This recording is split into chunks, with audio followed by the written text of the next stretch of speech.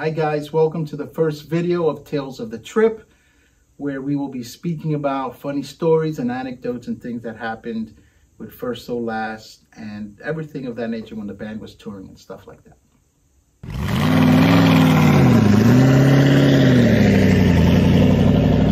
I want to give a big shout out to my boy Tony Books Avilez. Books were super important in the life of FirstSoLast and the ministry of FirstSoLast subsequently. We had recorded around 1999, Rick and I had finished producing the first album. And we used a Roland VS1680 for the vocals and the guitars and the keys and all of those things. And then we used a Blackface ADAT for Rick's drums. And we used something called a data sync to have these two units speak to each other so that they could synchronize, so that when the drums are playing, the right part of the song is playing and you can rewind and fast forward them together. This was before we had access to anything like Pro Tools. So we finished recording the album. Rick calls me at my office and he says, hey, listen, so everything is kind of done, but to finish mixing this down, and we needed to bounce it to what's called 2-track, and eventually bounce it to a DAT tape, DAT. A 2-track digital audio tape, but we needed a 32x8 mixer in order to accomplish that goal. And at that time, no one was renting them, and to purchase a 32x8 would have cost us about $3,000, completely outside of the budget that we had. So I finished the conversation with Rick, and I said, hey man, I really don't know what we're gonna do, but we'll figure this out. So remember, I hung up the phone. It was a landline. They were all landlines back then, and I prayed in my office. I put my head down and I said, Lord, we kind of started this project with not a whole lot of money, with hopes that we could finally finish this, and you blessed us with the musicians to finish this, and now we just need this 32x8 mixer. To be honest with you, I didn't even know what it was.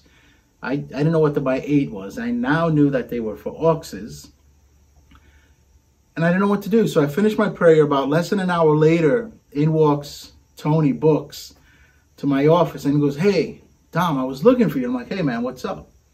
He says, hey, listen, your dad is a minister, right? And I said, yeah. And he says, hey, if I donate some equipment to the church, will your dad give me a tax-exempt letter?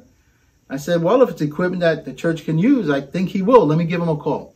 Pick up the phone. 201 was the area code in Old Tappan, New Jersey, back in the day. Get my dad on the phone after I get past all his gatekeepers. You know, this guy had like 3 or 4 gatekeepers. I'm like, I'm his son. What are you calling about? And they wouldn't believe me. But anyway, so I get through to dad and I say, hey, listen, one of my buddies has some equipment that he wants to donate to the missions department. If it's equipment we can use, can we get this guy a tax donation letter? My father says, yes. Hang up the phone. Give Books the good news. First words out of his mouth was like, great, because I have a Tascam 32x8 mixer that I want to donate to the missions department. And I was just floored, because less than an hour ago, I just asked the Lord, I need for you to provide this 32x8 mixer. I don't know where I'm going to get this from. In walks Books. Hey, I have a 32x8 channel mixer that I want to give to you guys. So we were just floored by that. And we took that mixer in about a week. We finished mixing the album down. We bounced everything down to a DAT machine, and that sent off to get mastered, and that'll be another episode.